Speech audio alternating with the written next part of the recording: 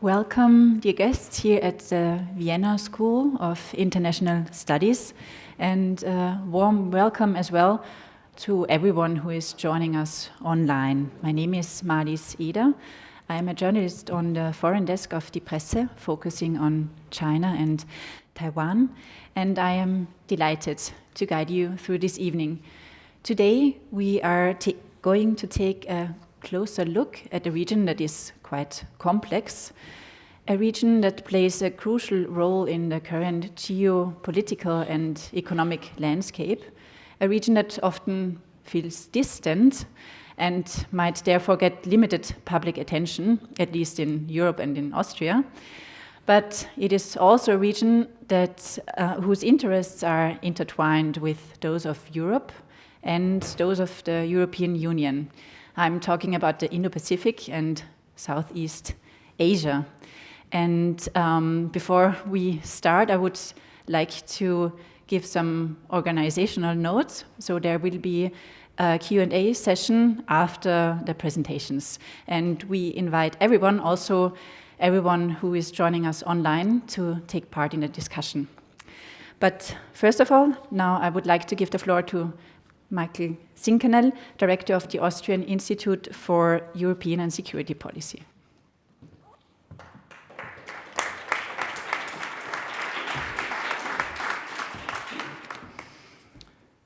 Thank you very much, Marlies Eder, for moderating this discussion. Dear ladies and gentlemen, dear colleagues, it's a pleasure to welcome you all this evening to this very timely discussion on Europe and Southeast Asia, anchors for a stable Indo-Pacific order. And this is a expression that has no question mark, as you probably know if you have attended former events that we organize here. Some of our titles bear question marks, but we very dearly and very strongly believe that the European Union and Southeast Asia are indeed actors and anchors for a stable Indo-Pacific order. I think the relevance cannot be highlighted enough of this discussion. The Indo-Pacific region and especially Southeast Asia are, of course, important regions for European security and European stability, economically vibrant and geopolitical complex regions, and certainly also this region, Southeast Asia, faces a broad array of different complex security threats as well. I would like to point out probably one element that was mentioned by the opening statement of the European Council's President Antonio Costa at the 47th ASEAN Summit in Kuala Lumpur this year, where he mentioned certain priorities looking ahead for the 50th anniversary of the ASEAN-EU relations that we will celebrate in 2027, in 3 years. And in preparing already the ground for this 50th anniversary, he mentioned that there are certain elements that are essential for a deepening of the partnership of the EU and the ASEAN region, amongst others addressing shared challenges such as climate change, exploring new areas for cooperation such as security, but also digitalization, and upgrading this partnership to a comprehensive strategic partnership by 2027. And I think these elements are already outlining the importance of the relationship, but certainly also the challenges that come with enhancing the partnership. And therefore, I'm very happy and very glad to announce that we will have a wonderful panel discussion to address these topics and also formulate concrete recommendations for the European Union, for European stakeholders, to basically be able to meet these demands that were outlined in this speech. I'm thankful to the Diplomatic Academy, to the Vienna School of International Studies for hosting us here today, but also for the Central European Institute for ASEAN Studies, who is a partner of this event and also a strategic partner for us at the AIES. Thank you very much to Alfred Gerstl in particular for also organizing and co-hosting this event together with us, and to the EU VIP project, a Horizon project that Alfred will be elaborating a little bit because this event is also a dissemination activity and outreach activity of communicating the very relevant results of that EU project, EU in the Volatile Indo-Pacific project. So we're happy also to collaborate in that regard. Thank you very much. I'm looking forward to a very interesting and timely discussion, and I hand over back to you, Marlies. Thank you. Thank you. Thank you, Michael, for the opening remarks. It's my pleasure now to invite Simón to deliver the keynote speech. Simón is director of the Center for Security, Diplomacy and Strategy at the VUB Brussels University. He is also director of the Brussels office of the Elcano Royal Institute, a think tank based in Madrid. And he is a senior associate at the Center for Strategic and International Studies. His areas of expertise include international security, US foreign and defense policy, European security, and Asian security. Thank you.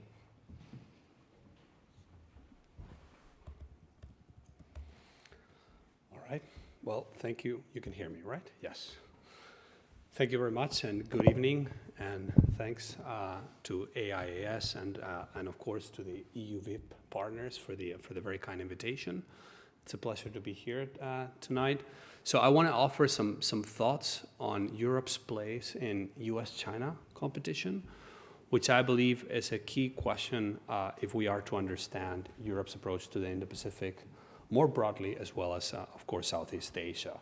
And I'm going to build on a special issue on Europe and US-China rivalry that I just published with some colleagues with the Journal of European Integration. Now, of course, as you know, the United States and China are engaged in a long-term strategic competition across the board, in the sense that that competition trickles through every region in the world, but also spans the military, economic, technological, ideological, and virtually every other domain. But these are the means. Ultimately, the United States and China are competing for power. And there might be some space for cooperation, but that doesn't cancel out the competition. The competition is structural, and it is the main structuring factor in international politics, in the sense that almost nothing today is immune, including the Ukraine war, by the way. Almost nothing is immune from that process. That doesn't mean that US-China competition defines everything or monopolizes everything. It doesn't. But there's hardly anything out there in terms of international politics today that is not touched significantly by US-China competition. Now, as US-China competition continues to intensify, and it has been intensifying for the past 5 years at least, these two powers are also ramping up their efforts to bring other states or international institutions, if we talk about the EU, on side, or to deny them to the other side. So the question of how to grapple with US and Chinese expectations, even pressures to take sides or not to take sides, has therefore become central for virtually any actor in the international system. Now, of course, these days, international relations scholars are typically challenging this notion that secondary states can either balance with the established great power, i.e. the United States, or bandwagon with the rising great power, meaning China. So there's a lot of hype around concepts like hedging or fence sitting, which technically allow secondary states to maintain close links with both the United States and China. And of course, there are factors like size, threat perception, geographical location, that no doubt inform secondary state alignment choices in great power competition. So for instance, you have a country like Japan, who has responded to China's growth and rise and militarization by both strengthening its own capabilities, including military capabilities, as well as reinforcing its alliance with the United States. So you have countries like Japan who are clearly balancing, right? Balancing with the United States and balancing against China. However, to go back to the title of this event, a majority of secondary states in Southeast Asia seem to be hedging. And they seem to be hedging out of uncertainty about Washington's willingness or ability to check China's rise and revisionism, they're either hedging out of expectations of profiting economically from China's rise, or some combination of the two, uncertainty about the US and wanting to profit from China's rise.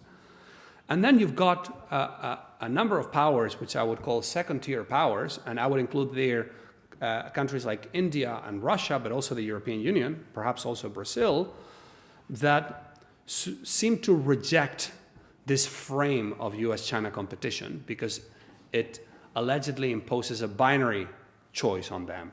And they reject that as an organizing principle for their foreign policy and foreign economic policy, and instead seek to affirm their autonomy and set their own path. So with that as a sort of backdrop, what is Europe's place in US-China competition? Now, I would argue that Europe is both a player and a playground in US-China competition, and it's those two things simultaneously, actually.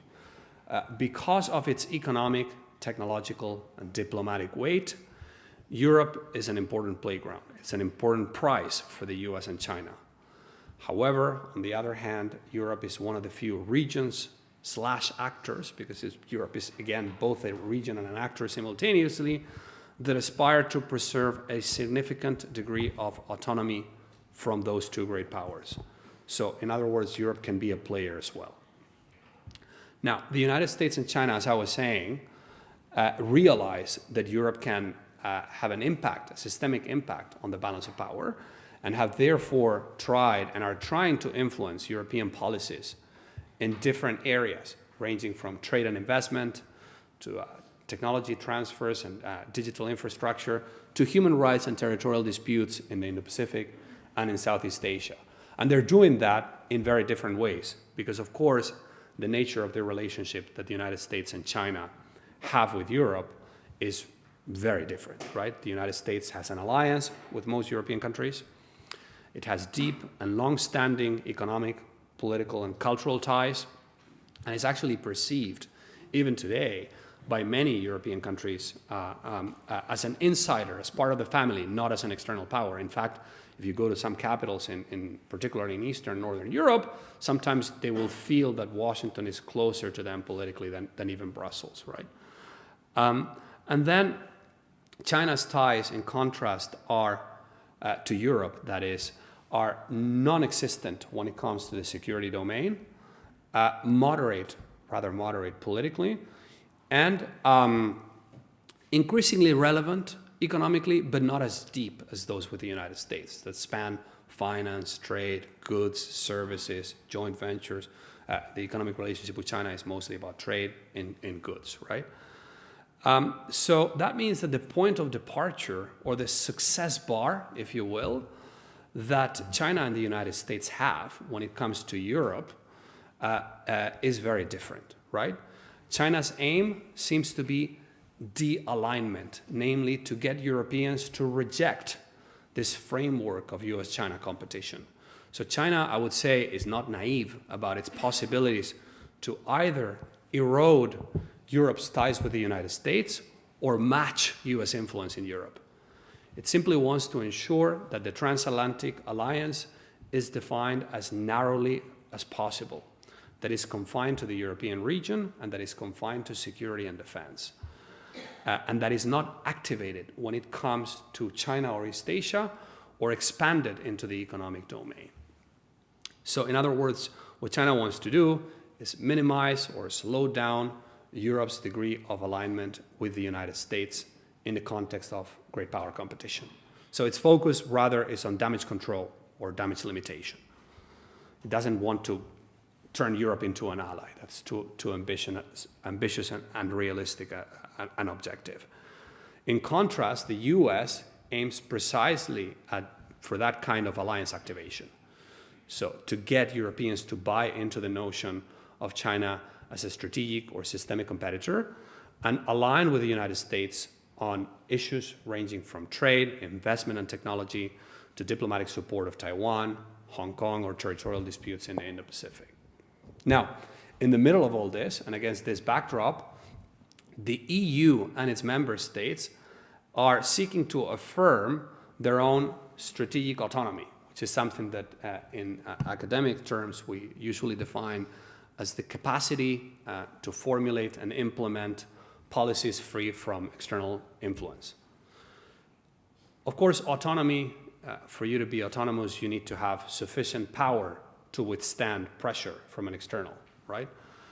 And now because of the, so that means that individual member states, have a very low chance of being autonomous vis-a-vis the United States and China, because simply the raw power gap is too large, right? However, in an EU context, the combined raw resources of EU member states provides at least a theoretical, a formidable, I would say, foundation for autonomy, which means that Europe's degree of autonomy in US-China competition hinges ultimately on the ability of Europe to stick together. So cohesion, unity is really the center of gravity, is really the ultimate barometer of European autonomy in US-China competition.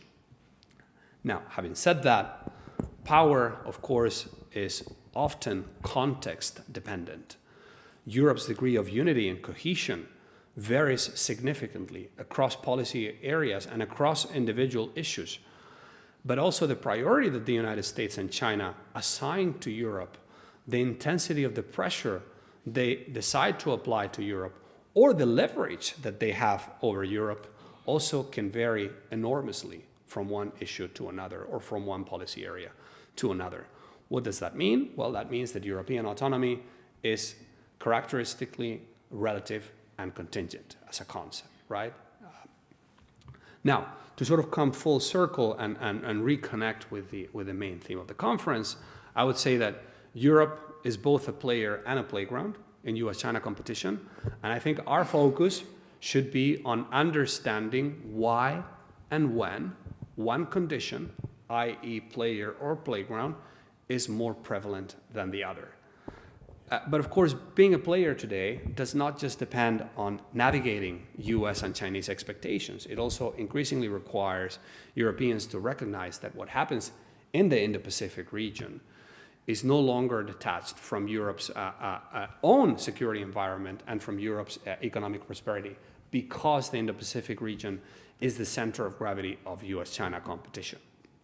And that means that the credibility of the multilateral order that Europeans hold so dear, the resilience of the economic and technological systems on which Europeans depend, and even the stability and security of Europe itself are all shaped by how great power competition plays out in the Indo-Pacific, not least because Europe's own security guarantor is prioritizing the Indo-Pacific region, and its actions in the European theater are indirectly determined by its needs in the Indo-Pacific, which is the primary theater. So I would say that, to sort of wrap up, that Europe's challenge is not so much to choose sides in a new, in an emerging bipolar or increasingly bipolar context, because Europe is actually part of one side. And I think that's unavoidable. But rather, the key focus for Europe, the key challenge for Europe, is to determine its own level of ambition, right? It can either remain a playground, so a space where external actors compete for influence, or it can consolidate its internal unity, economic leverage, and diplomatic reach to shape outcomes, including in the Indo-Pacific region. So if Europe wants to remain a strategic actor, it will need to invest in those areas that give it leverage in a world where competition is global and cross-regional. So technology, trade resilience, maritime presence, and partnerships with like-minded Indo-Pacific states. None of this will always require alignment with every US preference or confrontation with China in every single issue, but it does require a sense of where Europe's interests lie and the capacity to act on them. And I think that ultimately will determine whether Europe remains a player or becomes increasingly a playground in the years ahead. That's it. Thank you.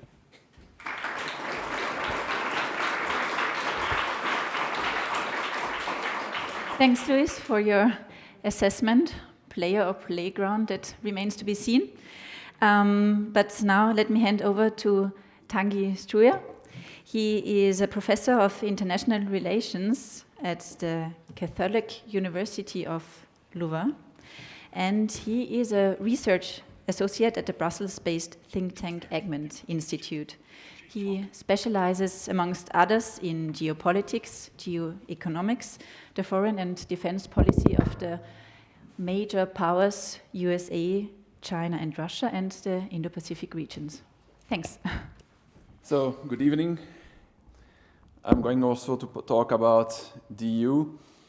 Just let you know that I am the devil's advocate, and Alfred is the guy who's going to say very positive things about the EU. So we're going to talk about the geoeconomics. So what is important, first of all, of course, is that we are today in an era of global competition. So new wave of imperialism. Look at Trump, Modi, President Xi, and so on. That means that we are in an era of competition with self-help, importance of slugs, but also, and that's going to be also my main element here tonight, is the new conquest for minerals. And that's where we're going to see that Europe is very, very, very far away from the Chinese or the Americans. So we are clearly, when we talk about geoeconomy, at the return of mercantilism, meaning I win, you lose. So it's finished, this idea of win-win. Clearly, it's still the European approach, but clearly not the Chinese one, or the American one, or even the Russian, and even actually the Indians. So what does that mean in practice? Less globalization, and also the fact that for many states, and certainly since the war in Ukraine and COVID-19, outsourcing made actually economies very vulnerable. So with COVID-19, we see all that with the masks. We were depending on China. And of course, with Ukraine, we saw that with gas. So because of this competition between great powers, the objective, of course, is to actually be less dependent on other states, meaning the rivals. What does that mean also in practice? Well, all these big guys, so the big powers, are back towards the spheres of influences. We see that with Americans, with the southern hemisphere, with also Canada, Greenland, and so on. We see that with India in Southeast Asia, China in Southeast Asia, Russia, of course, with Ukraine. So all of them have the same logics of sphere of influences. The only one who still are not thinking about sphere of influences, guess who? It's, of course, Europe. So once again, we are clearly waiting. I don't know what exactly, but clearly the others are moving, and we are actually standing by. So that is clearly an issue. I'm going a little bit further. But is that something new? Actually, no. And here again, Europe should not be surprised, because already in 1841, there was a guy, Friedrich List, who was talking about the theory of end industries, meaning that every time there is a new industry, and nowadays it's new technologies, you will have one element that is coming back, protectionism. So every state will actually defend its technology, because before it's become mature, they don't want to share it. So what we see with the Chinese, the Americans, and others is actually normal. Everyone is talking about new things, but actually the fact that everyone is defending this new technology, and think about artificial intelligence, biotech, nanotech, and so on, is absolutely not something new, and we actually should have been prepared, and here I mean, once again, Europe, and we were not. So the fact that we have this competition between these great powers is absolutely something that we should be prepared for. So we are now in the era of geoeconomics, meaning competition, competition, and competition about everything, about norms, about standards, about, of course, semiconductors, about minerals, just think about rare earths, and so on and so on. So if we follow specialists in geoeconomics, Weigel, we are now in what we call strategic capitalism. What does that mean in practice? Well, it means that if you want to sell your apples and your pears to China, okay. If you want to sell semiconductors to China, that's finished. Meaning the state will determine if you can or not sell semiconductors toward China. That's something we have seen for the last actually 7-8 years with the first Trump administration, then Biden and Trump. And we see that also with the Chinese concerning, for example, rare earths and all the issues that we saw the last few months. So it means that states are now partially controlling the economy and also actually the multinationals. Something we start here in Europe to get and to understand, but we once again are very, very slow to actually, in some way update our policies. And the fact is that for China, for India, for the US, and also for others, it's all about technological sovereignty and economic security. So everything is about controlling the supply chain. And guess what? The Chinese are winning. So we are clearly not winning. And when I say we, it's US and the EU. So every state is really in a logic of made in. Made in China, made in South Korea, made in Japan, made in Vietnam. And it's not only about the US, because everyone is now concentrated on Trump, but actually the Chinese are doing even worse than the Trump administration, or even Indians with the tariffs are actually also very active. So it's not about decoupling, but actually more about de-risking. So decoupling is the idea that you can separate the economy of Europe with the one of China, for example. That will not become reality. The reason is we can't do it because we depend too much on China for so many things that decoupling is not possible. The Australians made a study that it would take years and years and years before they could decouple from China. So imagine the European Union or even the US. So we are in logic of de-risking, meaning everything that is linked to new technologies you control, and eventually you will export, but clearly not the most modern stuff, but only second-hand semiconductors. That's okay for China, but not the new ones. So how can you then not depend or less depend on China, for example, for rare earths? Well, you do what we call friend-shoring or nearshoring, meaning that if you depend for almost 100% on rare earths coming from China, but it's competition with China, they can blackmail you. What are you going to do? Well, you try to find alternatives. So the Americans, even under Trump, have understood that. And for example, when Trump was in the Indo-Pacific last week, they made a lot of agreements with Japan, South Korea, Malaysia, Vietnam, Australia, and so on. I'm still waiting for Europe, okay?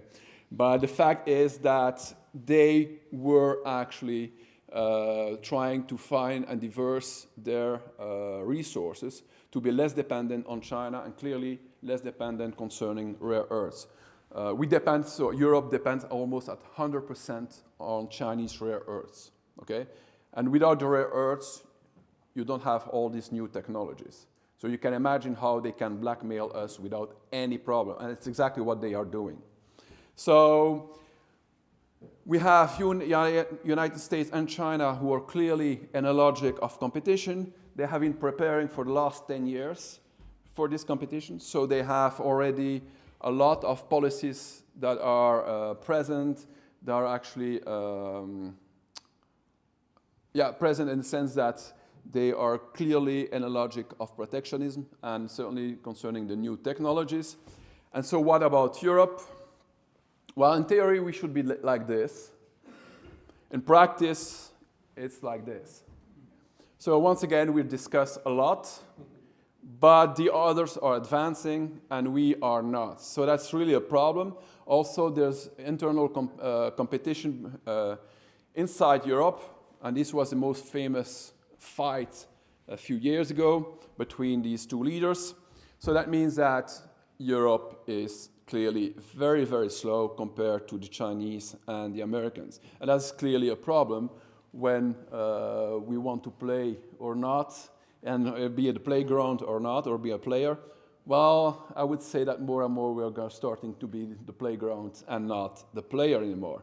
Just to give you one or two examples very fast, we had this very nice law act, the Critical Raw Material Act, so that the idea is to have our own resources, minerals,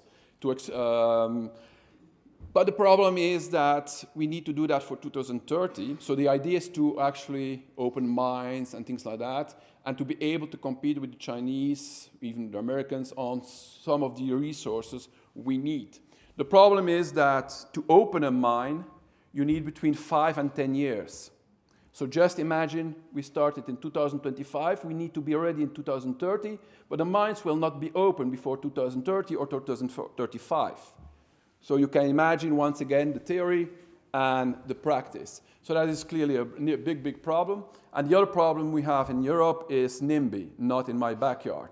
We want green energy, but no way that the resources come from Europe. We prefer to have them from Africa, China, and so on. The reason, pollution. So here again, we have big, big problems. Another element was the Draghi report. Very important report. Everyone was okay 1 year ago to say it's a very important report. 1 year later, only 10% of the report has become reality. So once again, why are we waiting so much for these things? Other issues are the fragmentation of industrial capacity. We are still not working together. The bureaucracy is still one of the biggest problems concerning or innovation, and then also energy. You need to know that energy is 3 to 4 times more expensive than in the US. So clearly that is also a big, big problem. And finally, we have many weak leaders, and certainly this generation. So it's very hard, of course, with weak leaders to have a strong EU policy. So as you can see, my presentation is very positive, very optimistic. But I think it's also important to show that there are a lot of things that are not going well in the EU, and that China and US, even under Trump, are actually advancing. And so, but as I mentioned, someone will be a little bit more positive on the EU in a few minutes. Thank you.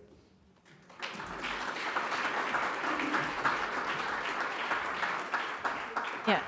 Thank you, Tanguy, for showing us what went wrong and what the EU was missing. But as you said, we're going to hear now more about what the EU should do or can do, especially in the Southeast, in Southeast Asia. Yeah.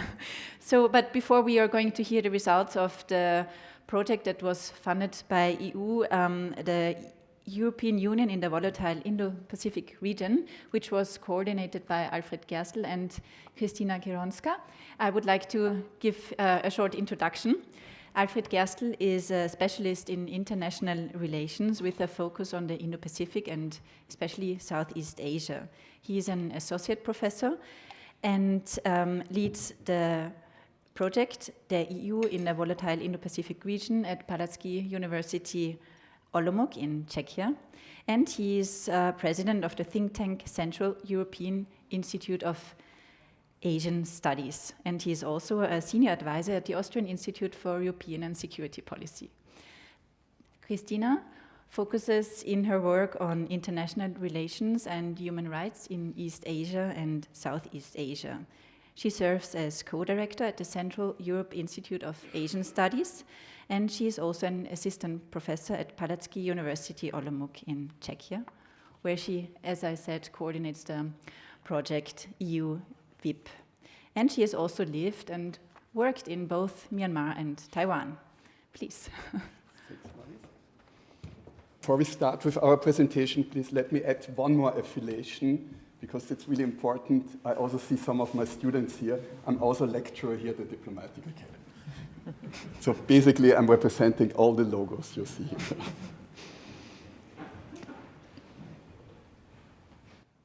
So before we start, and Krystyna's and my aim is to build on the previous presentation to actually to not only talk about what's going wrong within the EU or in the Indo-Pacific or global level, but also to provide you an outlook what opportunities the EU can actually make use of.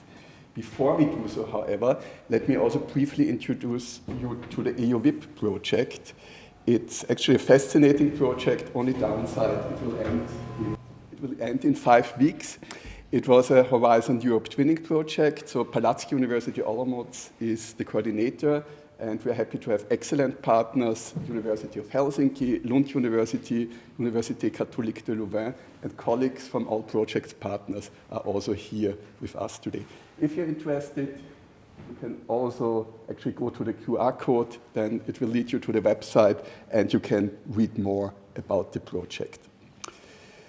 Our idea was to focus on the Indo-Pacific region, and for this we applied the geographic definition of the European Union, which is actually the second broadest. You also see the Japanese one in blue, which includes the United States. Makes sense for Japan, because for them, US is the vital security guarantor.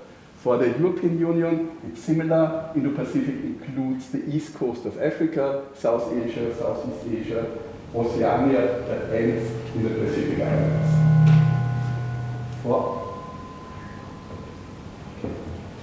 So for all the Indo-Pacific concepts, important is basically, if you look at the geographic position, Southeast Asia. Southeast Asia, the South China Sea, is the geographic heart of the Indo-Pacific. The South China Sea, to give you a figure, 40% of the global trade, including the European Union's trade, pass through the South China Sea. Another crucial choke point is, of course, Taiwan Strait. So therefore, what's happening in regard to the sea lanes of communication is of vital interest of the European Union. In the project, we ask two, not too simple questions. The first one is, how can the EU contribute more prominently to strengthening the multilateral, rules-based and ASEAN-centered order in the Indo-Pacific? ASEAN stands for the Association of Southeast Asian Nations, has today 11 members, so all Southeast Asian countries, and has established the only transcontinental multilateral structures in the Indo-Pacific: politics, economics, security, so therefore it's a crucial partner. We looked at ASEAN-EU relations, but also at the South China Sea dispute. The second question is, how can the EU do so without compromising its values-based foreign policy, which means strong emphasis on the promotion of human rights and democracy?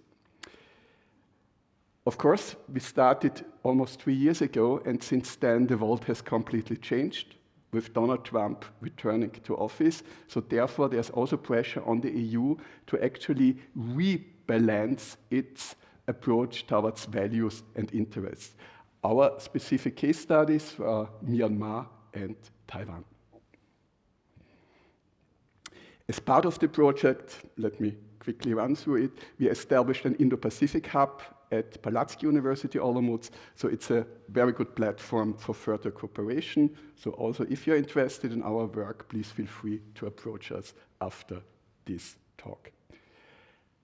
Another institution we established, another center, is the Myanmar Study Center, and I'm glad, Christina, you're in charge of it, so if you can provide us more information about the center. So yeah, this is another outcome of the project, and this center is one of its kind. You don't have a lot of academic Myanmar study centers around the world, so this one is the only one in Europe, and we have 3 goals. We want to create a knowledge hub and attract researchers to come and do research with us on Myanmar. We want to integrate Myanmar into the broader curriculum at our university, and we also have various kinds of events such as conferences, summer schools, or other public events. We wanted to introduce to you also the Myanmar coup tracker, where we collected factual information about the coup since the very beginning, so you can check it out. And when speaking about trackers, we have a few of those. So the EU Taiwan tracker, that's a tracker by the Central European Institute of Asian Studies, is something like a data dashboard for the EU and the 27 EU members. We collect data since 2019. And you can find all kinds of engagement between Europe and Taiwan on political, economic, and societal interactions. For example, you can filter by country. So we wanted to, since we are now here in Austria, we wanted to show you how you can filter events that are related to Austria. And here you can see 2 quite high-level visits from Taiwan to Austria and from Austria to Taiwan. There's a third tracker. It's the European Southeast Asian Relations Tracker, which is actually a major outcome of another project, a EU-funded project I conduct at CEIAS. And here we have a focus on EU-ASEAN relations and also the Central European countries, including Austria. And I've seen our former ambassador to Malaysia and also see that the Austrian-Malaysian society is very represented today. So I'm really happy that, especially between Austria and Malaysia, there are actually many, many interactions, just to emphasize it. But let us now focus on our policy recommendations. Luckily, we can build on the previous presentations, and we actually agree with Louis, with Tanguy's assessments. We are living in a different world, so geopolitics, geoeconomics, great power politics, they actually challenge the EU and also its self-conception as a soft power, a normative power, economic power, lacking military and coercive force. So therefore, we really ask, is it enough to be a good international citizens in our world, or do the EU need to define different means of influence and power? So therefore, one of our recommendations we make is that the EU should reconceptualize its role in international affairs, and this new role conception must be based on a realistic assessment of its strategic objective, its core values and core interests, and last but not least, the practical means for implementation. So it should really be realistic assessment and implementation. Also, something we discussed in the beginning, and happy to discuss it with you further in the Q&A, is we also agree that the EU needs to stand stronger together, and one option is a federal model. But is it realistic? That's, of course, also something that needs to be discussed. An easier, but even also more difficult way or strategy is when it comes to the common foreign security policy, we still have consensus principle among the 27 members. So why do not move to also majority decision-making in the foreign and security policy? That would be one approach. Or a step back would be to form so-called coalitions of the willing in certain policy area, which means maybe 5, 6, 7 member states start working together. The others can later opt in or stand out. However, if they don't cooperate in this coalition, then they don't interfere and don't disturb the others. The Eurozone would be such an example. Also, again, here we are, like in the previous presentation, back to Donald Trump. The world has changed, and this also means we agree that the EU's approach to apply a values-based policy distinguishes it positively from other actors. However, we also have to ask critically, is it still time to prioritize values, or is there a need to better balance values and interests? And I would say, yes, there is a certain need. However, it also depends, of course, on the policy area, the region or country this approach is applied to. Also, we do also subscribe to the term like-minded partners, which the EU, but also Japan, Australia, India, South Korea use. Like-minded partners has the advantage it includes Taiwan, for instance. However, we also have to be realistic globally, but especially in the Indo-Pacific, the majority of the countries is governed by semi-democratic or even authoritarian regimes. So therefore, majority are non-democratic, which requires a flexible, pragmatic response. De-risking, that is definitely an important and useful strategy. However, it should not only be applied economically to China, but also when it comes to security to the United States, because our security still depends on the US, on NATO, so therefore the EU must take more and credible steps. Tanguy has discussed the China factor, so among our team we believe, yes, there is need to cooperate with China in certain areas, but a really close strategic partnership would be a mistake, strategically, but also in regard to economic relations. A natural partner for Europe is Southeast Asia, and here again, in particular, the Association of Southeast Asian Nations. EU, ASEAN, they have close relations. There's also diplomatic support for ASEAN centrality. However, in certain cases, there should also be, let's call it, non-public criticism in the talks with ASEAN members, for instance, when it comes to Myanmar or other cases, or yes, human rights and democracy issues. Also, our recommendation is that the EU should not only pursue bilateral trade agreements with individual Southeast Asian nations, but really aim for the more ambitious regional free trade agreement with the now 11 ASEAN members. Also, of course, Southeast Asia, important partner, but the EU can also cooperate with other key players in the Indo-Pacific, like Australia, India, Japan, South Korea, bilaterally or unilaterally, and can contribute together to maintaining order in Southeast Asia and the Indo-Pacific. Hedging, it is a very promising and also at least partly successful strategy in the Indo-Pacific, notably Southeast Asia.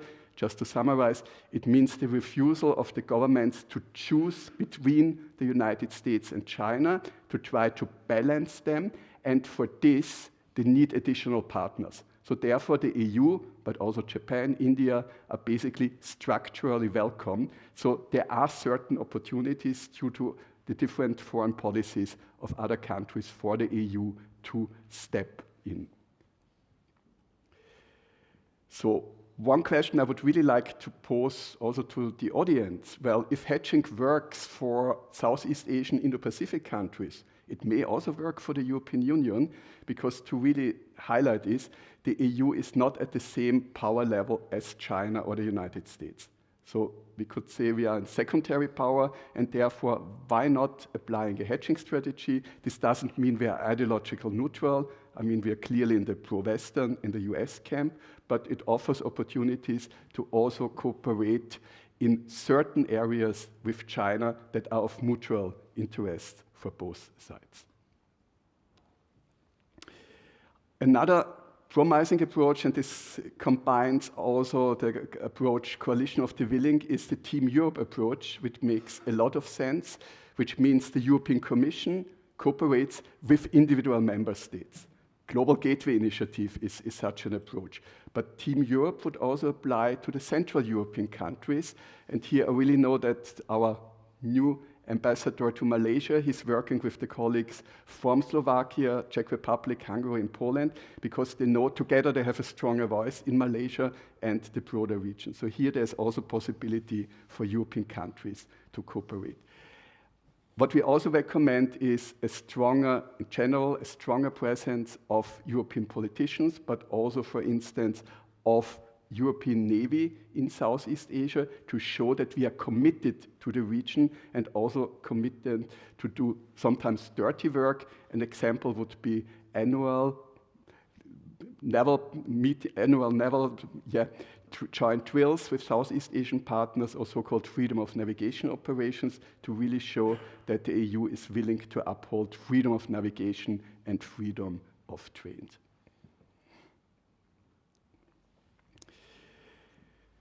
What we learned in our talks with colleagues, with diplomats in Indo-Pacific, in Southeast Asia particularly, is that the EU has been often criticized for not listening to local voices, to local demands. So here it would really be important to take different opinion perspectives serious and don't speak to them from a feeling of moral superiority and also no Eurocentrism. So preaching human rights, democracy, that is actually backfires. So I think there should be a stronger understanding, even so we are all in favor of human rights, democracy. We know that democracy is a long-term process and it may take longer than we wish for, but we have to accept it, that it really takes time. We are also asked to be positively, so 27 is actually a very good year for the EU. provides a golden opportunity because it's 50 years of EU-ASEAN relations. So there are really many opportunities for meetings. But what we want to emphasize is to really show up, not only a few heads of state of government, but really all 27, plus Ursula von der Leyen as president of the Commission. So to really show that EU is committed to Southeast Asia and Indo-Pacific and play a role there. Also, the Global Gateway Initiative, which is a counter-offer to China's Belt and Road Initiative. So the first phase expires in 27. It's now a negotiation, how it should be proceed. But here, the EU can already present clearer plans and again show their commitment that it will further invest in infrastructure and, yes, in connectivity. Also, last but not least here on the slide, also important is that the EU should talk more proactively about what kind of projects it conducts in the Indo-Pacific area, because many of them are indeed beneficial, not only for the governments, but also for the citizens. But for this, you also need the appropriate social media, appropriate language to target people. Last but not least here, important is that if you make compromises as EU or national governments, really stick to the promises and deliver tangible benefits to the citizens. And one example where the EU can make a difference is the case of Myanmar. Okay, so since Myanmar was one of our case studies in the project and we're speaking about Southeast Asia today, let us zoom into Myanmar a little bit. So the military coup in 2021 brought political repression, violent conflict, and institutional collapse in the country. There's the National Unity Government, which is a parallel government operating in exile, which continues to resist the military together with the PDFs, People's Defense Forces, and the ethnic armed organizations, EAOs. But still, it's quite violent. As you can see on the slides, the numbers. So there have been more than 30,000 people that have been arrested since the coup, and more than 7,000 that have been killed. And these are quite conservative estimates, as it's really just about the civilians, not those who actually took up arms and went to fight. The resistance movement that we can see now is quite unprecedented. It has a vision for a new democratic Myanmar and a federal Myanmar. So it differs quite much from previous movements. Still, international support, particularly from the EU, has fallen short. The EU imposed sanctions on 100 individuals tied to the military, and also created a position of a special envoy. But despite this, development aid has dropped by 70% since the coup. So we think that the EU should rethink its approach. And here come into play our policy recommendations. So firstly, humanitarian aid. The military is obstructing military aid in many parts of the country, and there's a lot of people in need of it. There's 3.6 million internally displaced people, 200,000 cross-border refugees, and 20 million people in urgent need of aid. So in this case, the EU should prioritize supporting humanitarian channels that reach territories outside of the military control, and work with ethnic service providers, including civil society networks. Then the EU should also support parallel governance, because the NUG, the parallel government that I mentioned, together with the ethnic armed organizations, they are building alternative governance institutions, and they're providing in those places that they control justice, healthcare, and education. So the EU should provide targeted technical assistance and training to strengthen these governance efforts. The EU should also engage with non-state actors, because those cannot be ignored any longer. Many of those people, defense forces and the ethnic arms organizations, they hold de facto authority in many of the regions in Myanmar. and they should be recognized, and their role should be recognized as essential political stakeholders, rather than replicate what has been done in the past, a more top-down model that excluded ethnic voices.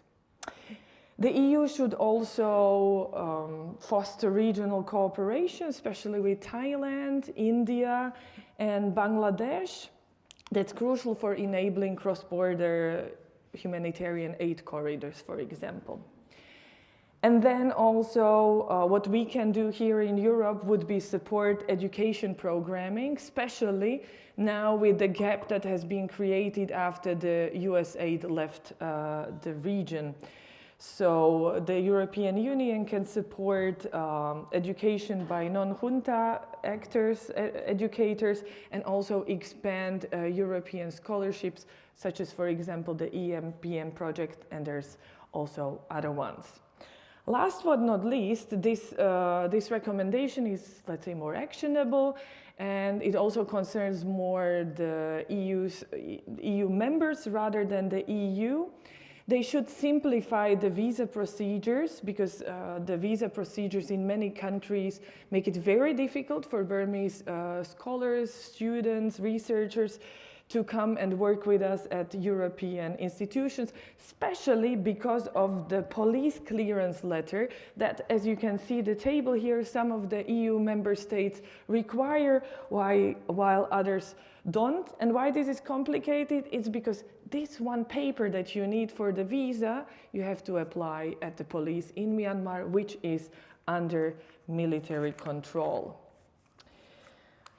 So the current process lacks credibility, and also it can potentially expose those that apply for the visa to persecution, detention, or even forced conscription. Let's not forget that many of the people who were involved in the CDM, civil disobedience movement, by the military regime, they are perceived as criminals. So this is just a little bit to get into how complicated it is. And if you want to know more, there's a QR code to an article that explains this very much into detail, as we don't have that much time to get into it. So it's a big thank you to you for your attention, and very much looking forward to your comments.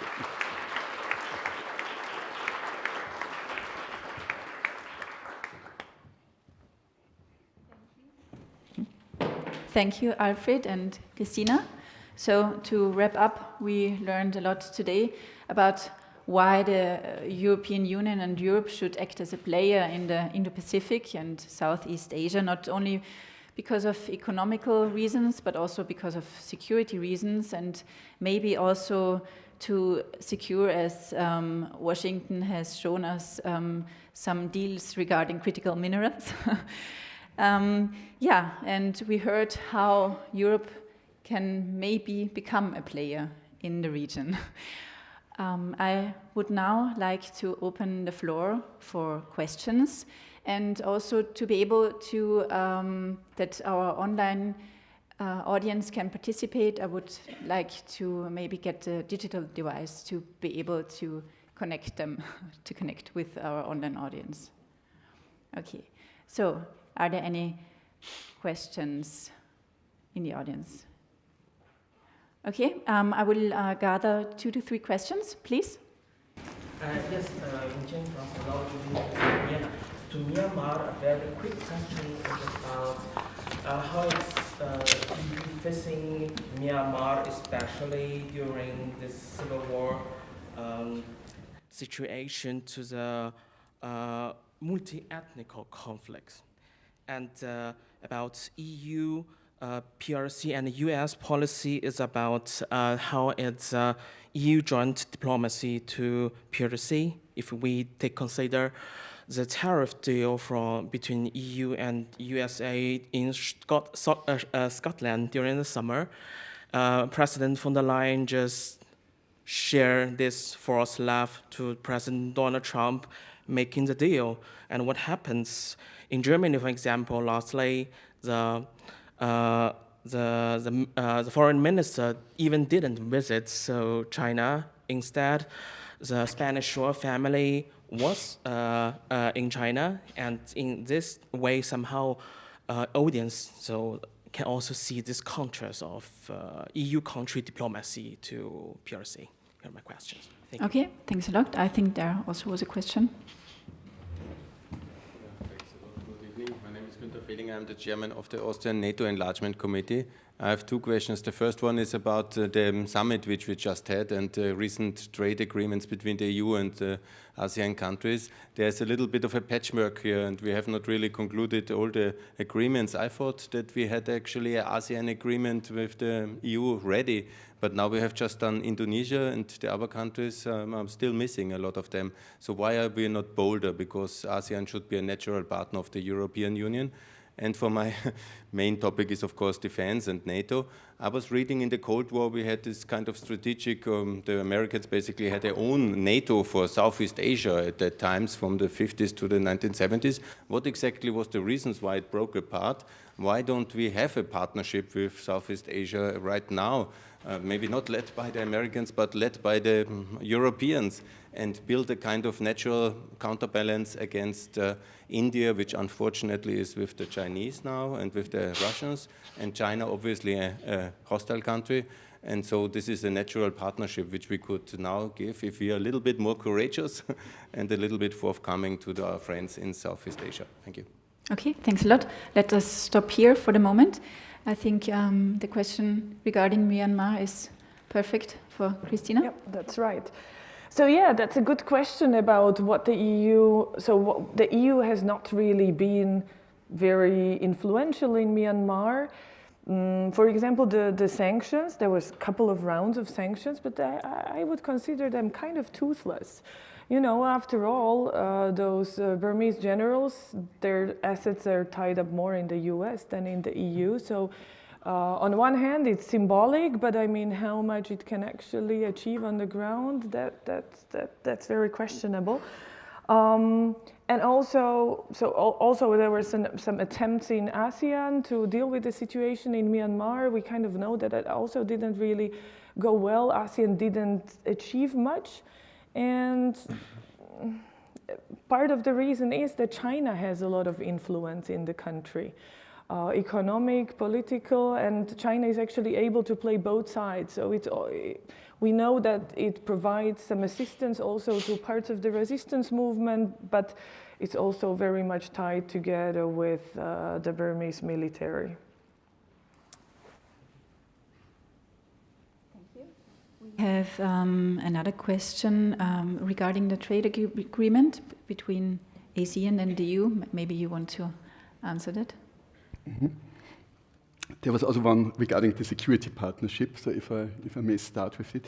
Yes, we had in the 50s, 70s the so-called Southeast Asia Treaty Organization, and the problem was that the majority of the members were non-Southeast Asian countries. Only a few participated, was led by the United States and the former colonial powers. So there was also a lack of trust among the partners, and it did fall apart during the Vietnam War because of the double role of the United States.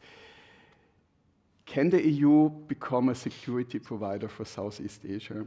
The answer is no. EU has no standing army. Also, when it comes to our naval resources, we are very much limited. So we have France, we have Germany, we have the Netherlands, you can add Spain, Italy, but their naval projection capabilities, they are highly limited.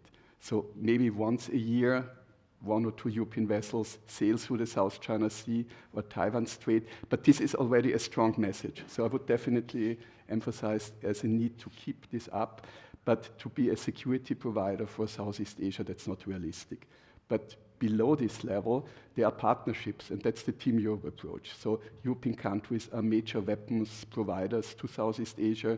There are possibility for training activities, joint military drills, so also intelligence sharing. Also, when it comes to non-traditional security, I think the EU is a strong and welcome partner. But of course, we are not the US, and also Japan provides many more really tangible goods when it comes to security as the EU. Okay.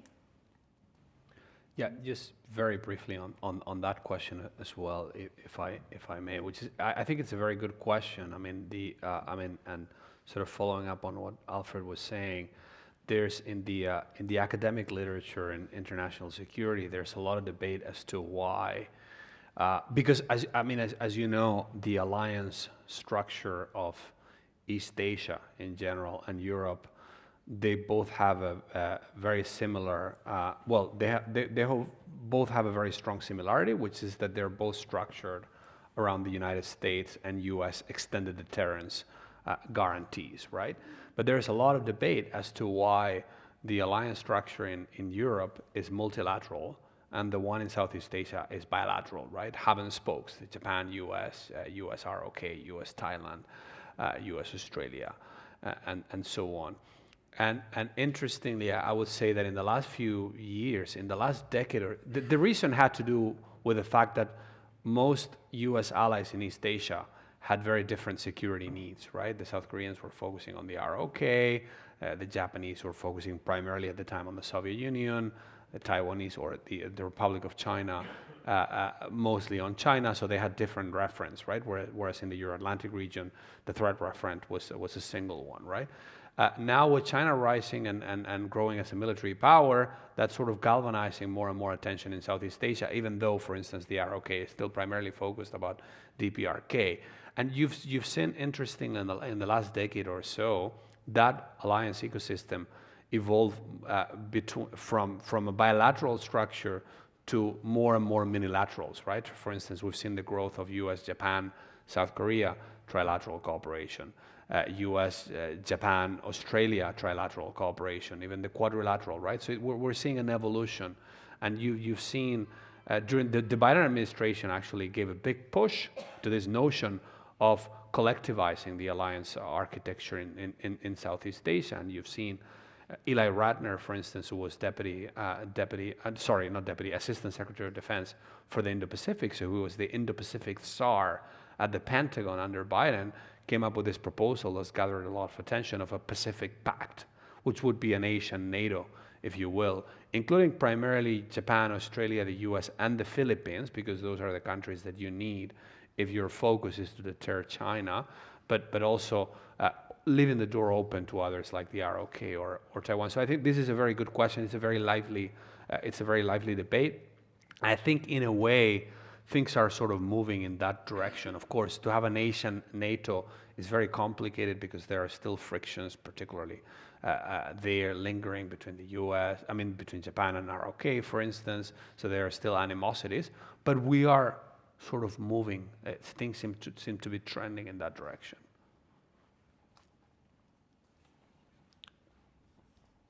Okay. There is a question over there. Yes, my name's Ron Willis. I originate from New Zealand. Correct me if I'm wrong, but ASEAN is a very informal organization. It's almost what you might call a chat club. It doesn't have any formal means of imposing obligations, very unlike the EU. My understanding, if you want to make agreements in ASEAN, you have to make agreements with each individual members of ASEAN. This must limit the scope of what you can arrange with ASEAN. I'd like your comment on that. Thank you. Okay, thank you. There is another question over here. Yeah, my name is Gabriele Weichert from University of Vienna, and I've got a question to Alfred and Christina about the project, because you mentioned that one of the case studies, or the other one, is Taiwan. And can you tell us a little bit about the assessment and recommendations to the European Union about that country or region? Thank you. Okay, and we'll have another question if there is one. No. Ah, yeah, over here. Well, I was once serving in Southeastern Asia, and still I have the impression that each country of Europe is working it's on its own, and there is not so much together. And I also wonder, historically speaking, of course, the British had quite some influence, and isn't it possible to cooperate a little bit with the British also? Thank you. Okay, thank you. Who wants to answer first?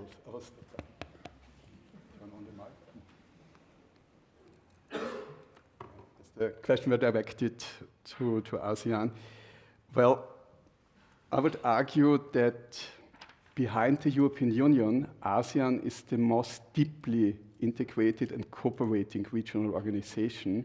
Of course, there are now 11 members with different national interests, but we have the same in Europe. And nevertheless, ASEAN managed to establish trans-regional, even continental institutions. That's the ASEAN Regional Forum, that's the East Asia Summit. East Asia Summit is the reason why Donald Trump traveled to Malaysia and then further to South Korea for the APEC Summit. So ASEAN has still some relevance. However, the problem is, and my previous speaker have pointed it out, the problem is the ASEAN approach to foreign policy and diplomacy only works in a world where neither Trump nor Xi Jinping ask them clearly, are you with us or are you against us? So it's this kind of balancing, mediating between the great powers, also the secondary powers, that actually gives ASEAN a strength. But it's, again, I would agree, it's out of a position of weakness, of course. It's not a military alliance, and it's not as deeply integrated as the EU, that's for sure. I know we talked about Europe, sometimes the EU. I think whenever we spoke about Europe, we have included the United Kingdom, because the United Kingdom, also economically, strong partner, of course. Together with France, it's the only European power with a strong military power projection capabilities. Also, Great Britain, you mentioned it, it had colonies. It still has close relations with Malaysia, Singapore, of course, also Australia. So I think that's a huge advantage we should not easily forfeit.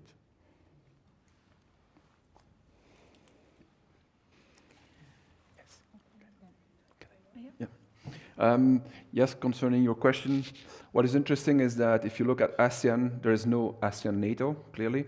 But what is interesting is if you look at Quad, no ASEAN. Squad, no ASEAN. AUKUS, no ASEAN. NATO +4, no ASEAN. So what I mean by that is all the big ones that are cooperation, security, military cooperation, is actually all without ASEAN. The thing is, you will find some countries, for example, now they are talking about Philippines, US, and Japan, if I'm not wrong, working together, but once again, it's not ASEAN. So I don't think ASEAN will be able to work together as potentially the EU or a new NATO, and I think it will be pure bilateral between ASEAN countries and the ones in the region, or ASEAN and the US, and maybe ASEAN and some EU countries. I'm not even sure that it will be EU, ASEAN in military issues. Okay, thank you. We had another question posed directly to Christina. All right, so let me answer the question about Myanmar. So that's another case study that we had. We actually have a report coming out in a week or two where we look at EU's relations with Taiwan, and then we zoom in on each of the EU members to look at how these relations differ. And let me tell you, we have categorized the European countries into 4 groups. So one would be the old friends, for example, Germany, that they had relations for a long time. So there's a lot of cooperation going on. But then you have, maybe for some, a surprising group that we categorized as the new partners. Many of these countries are in Central and Eastern Europe that kind of discovered or rediscovered Taiwan. This comes partially maybe from the broader disillusionment with China, especially if you think about the grouping 16+1, later 17+1, currently 14+1. So a lot of these countries then pivoted towards Taiwan. Then the third group would be the pragmatists. So these countries have pragmatic relations with Taiwan. So there are some economic ties, but on a political level, these are rather invisible. And then we have the last group, the fourth group, the laggards. Here, there's not much going on between those countries and Taiwan. They very often wouldn't even have a representative office in Taiwan or Taiwan in that country. So when we look at the European level, we can also see that there's more cooperation going on. This has, of course, to do also with the shifting position of the EU towards China, also with the Indo-Pacific strategy, and with looking at Taiwan as a like-minded partner. So you can see that there's also more and more visits to Taiwan, even on the European level. So you have MEP delegations. I think 2-3 years ago there was the first such delegation going to Taiwan. There's collaboration on many different topics. One of the topics would be FIMI, so foreign interference operations. And then when we look at how, for example, from the point of view of think tanks in Europe, it's also very interesting to look at how think tanks have dealt with Taiwan. So before the year 2000, there was hardly any mention of Taiwan. Maybe after 2010, Taiwan was mentioned adjacent to China or in economic terms. And let's say after maybe 2015, closer to 2020, Taiwan is being mentioned very often, taken into consideration as a player of its own. So kind of like starting to be detached from China studies. And this trend is also reflected in our book, which is going to be published tomorrow. And the title is Contemporary Taiwan, More Than a Flashpoint. So we kind of want to separate Taiwan from China. Thank you, Christina. Are there any questions? Yeah, please. Yeah, thank you. I spent 11 years as an Austrian diplomat in the Far East, Japan, China, and Malaysia. And definitely, wherever you're sitting, you have a different perspective on how things are. But one region, you mentioned it, South China Sea, the Spratlys, Paracelsus Islands, reclaimed by China, and militarily, I think, fortified quite a bit, but so important for maritime transportation. So what can Europe really do? I mean, you mentioned, of course, the colonial powers, Britain, but I would not forget that France, after all, is a nuclear power and is on New Caledonia, is in Tahiti, and if you take the Indian Ocean in Réunion. So I suppose if Britain and France are cooperating, of course, with the partners like Australia, New Zealand, Singapore in particular, because with the military regimes like Myanmar, even Thailand, I mean, you even had a short war on the border. This is the, I would say, the very weak point of the ASEAN community, but I agree EU should continue to cooperate with them. Just a little question on Myanmar. You didn't mention at all the thorny Rohingya problem, because it's not only concerning Myanmar, Bangladesh, but we have witnessed hundreds of refugees in Malaysia. Thank you. Okay, thank you. There is another question in the back.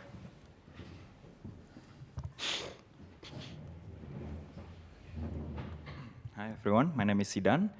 I'm from CEIAS fellow and also teaching at WU. I'm originally from Indonesia, so this platform is really nice. So I have questions for Dr. Kironska. So I'm wondering, from your presentations, I perceive that the aid from the EU is less. Maybe I'm wrong. If it does, so I'm wonder why then the EU aid or how do you say, support to Myanmar went down. So by identifying that problem, maybe we can approach the funding better to Myanmar. Second, about the presentation from Mr. Tanguy, yeah, if I may. Well, I agree with most of your message. Also, you mentioned my favorite economist, Friedrich List. He died in Kufstein, basically. Yeah. So my questions would be like, also maybe Mr. Lewis also would like to give response. Why then EU took almost 10 years to sign the agreement with Indonesia last September, right? The discussions was 2016. I, as an Indonesian, perceive as after you being dumped by America, now you look for, oh, Indonesia, in Borneo and Sulawesi, you have some nickel that we need for EV industry. Right? Let's move. And just one more. And second is, I'm also thinking that, is there any, how do you say, we call it, in economics we call it neighboring effect. Is it because you compete with China, then now you start to move to make this agreement? In fact, I'm thinking there's a problem with this agreement. So if EU with this agreement trying to capture the resources, right, for the EV industry or rare earth or minerals, you will need to import those materials from Indonesia, which will be exported by mostly foreign companies from China who already own the minerals in Indonesia. So this hits back. So I'm kind of giving my specialty on FDI in this case, the framework. Then how does EU should behave themselves for Indonesia or ASEAN? If EU cannot provide security, should be the development partner, just like what the Japanese did in 1945 with the 3A movement. That's all. Thank you. Okay, thank you. Would you like to take over, Tanguy or Simón? Yeah, sure. I mean, I think maybe on the broader theme of Southeast Asia / South China Sea, I mean, I mean, just to get some clarity from my side, who does the EU need to provide security from? From China? From China? Are we talking about China? Because I mean, I think the security provider in China, I mean, if we're talking about the EU's or a potential European rather than EU, because I mean, I do agree. I mean, the UK is a key player and a key referent for Europe's approach towards the Indo-Pacific. I mean, I think I don't conceive of an EU or European military or strategic role in the Indo-Pacific separate from the United States. I just don't. I mean, I think that Europeans, if they are to project military power in the region, in peacetime and more specifically in a wartime scenario, it would be through the United States and through their alliance with the United States. And it's true. I mean, you do have certain European powers, particularly the French and the British, who can still project some power to the region. So I think, one of the reasons why, to go back to what Alfred was saying earlier, and also Christina, one of the reasons why many countries in Southeast Asia are hedging is because they think that the security guarantee, however implicit might be, or the commitment to uphold the balance of military power in the region coming from the United States is unreliable. So if they feel like that about the US, how would they feel about a hypothetical European guarantee? I mean, I think Europeans, what they can do militarily in the region is augment the US actions. Beyond the military domain, I think there is more space for the EU as a separate, distinct, with its own, unique selling proposition, which would be more about upholding multilateralism and rules and blah, blah, blah, that sort of stuff. That can be more of a distinct product from the United States. But if we're talking about projecting military power, I just don't, also because, the basing infrastructure, the intelligence infrastructure, the logistics, everything, I mean, it becomes very difficult for Europeans to project power independently in the region, let's say the South China Sea or Southeast Asia, in a meaningful manner, unless you're talking about a European super state federation, but the pooling of all the forces. Yeah, that sounds promising, but that's, as of today, that's political science fiction, right? Thank you. Were 2 questions posed to Christina? Okay, so let me first speak about the Rohingya issue. That's right, we didn't mention it in our presentation, and most of the Rohingya refugees are in Bangladesh, that bears the burden and is in dire need of finances coming from other parts of the world, because right now and in the near future, speaking of repatriation, that's just somehow not possible with the current situation inside of Myanmar. And what we mentioned in one of our policy recommendations is to involve non-state actors. That would also apply to the case of the Rohingya refugees in Bangladesh. If we ever want to talk about the repatriation, we have to speak with the relevant actors. In this case, most of the Rohingya people come from the Rakhine state, so a very significant actor there is the AA, the Arakan army. So this ties into that recommendation about the non-state actors. Now, when speaking about the EU aid that has significantly dropped, why? I guess there are several reasons. One of them probably is also the confusion about how to get it into the country, through which players. Myanmar is very complicated. You have all these abbreviations, NUG, PDF, EROs. So really the picture is not so black and white and not so easy to understand. So I think that hinders engagement with Myanmar. That also after the coup, EU countries had to decide whether they stay in the country, whether they keep the embassy there, whether they just downgrade but still stay there, or if they leave the country. So that also ties into all of that. And we can see that EU member countries are not so involved in Myanmar. When I spoke to several national officers, it seems that they're always waiting for what the EU does and then just follow what the EU does, rather than, I don't know, Austria itself doing something, Slovakia doing something, France doing something. Maybe with one exception, where the Czech Republic is kind of the voice for democratic Myanmar in the European Union. So yeah, but in general, I would also say there's a lack of expertise when it comes to Myanmar. And that's one of the reasons why we actually picked Myanmar in our project, trying to highlight, trying to educate about it. Thank you. Tanguy, there was a question posed to you about the EU-Indonesia trade deal and also about critical minerals in Indonesia. Yeah, I didn't look at the trade deal, but the fact is for me clear that they achieved an agreement because of the international situation, meaning we depend too much on China, we need minerals. We know that the French are interested, and clearly it's all going to be about minerals. So all the agreements that we will see in the future will be about resources.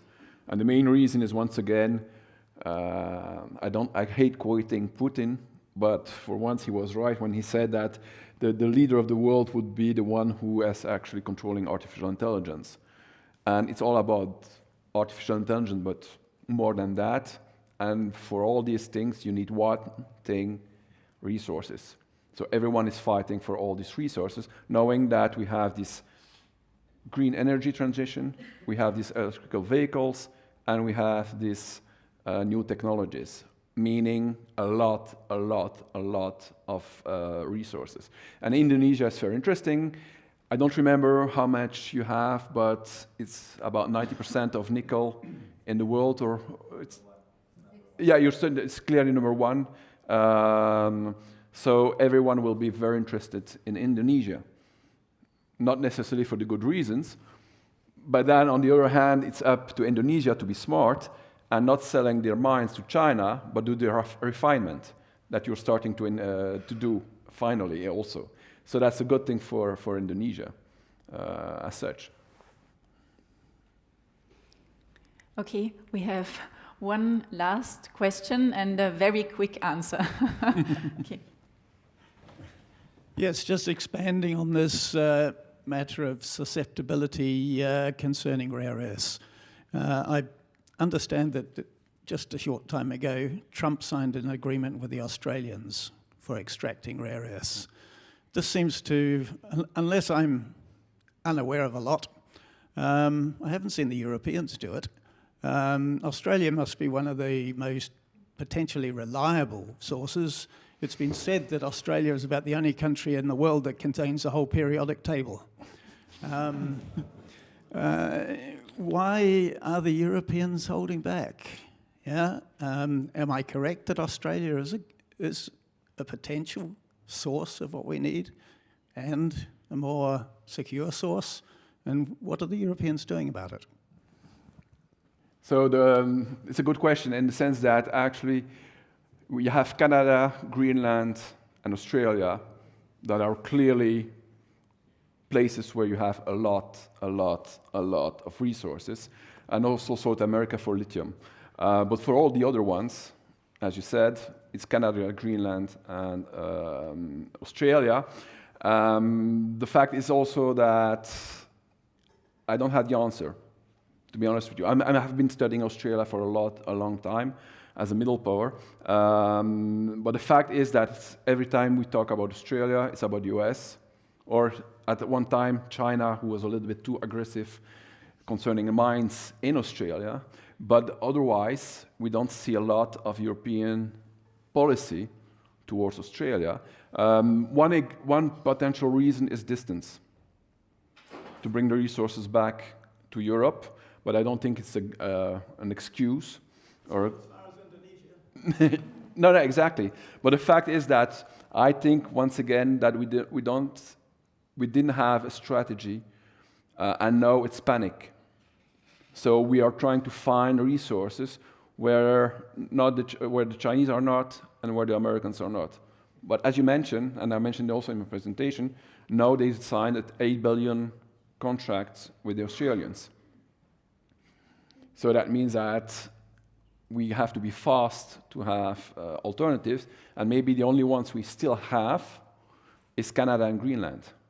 Greenland, I will not say a lot about Greenland, but the fact is that we don't have a lot of alternatives. And the other one is clearly another one, but we don't have any policy towards it, it's Africa. When we talk about Europe, but we don't have a strategy towards Africa. We have documents, but not a strategy. So once again, I mean, we waited for about 10, 15 years. Then we had Ukraine. Then there was a wake up for gas. And then we had all these artificial intelligence issues, green energy. And then we realized, we need resources. But the Chinese started in 1992, you have the first policy concerning rare earths. And we outsource everything that is concerning rare earth. And just to finish, just for Solvay, a Belgian firm, has now opened a refining place in La Rochelle. You know who the two first contracts they had? It's American contracts. Two companies are going to refine in La Rochelle their resources, not one European company.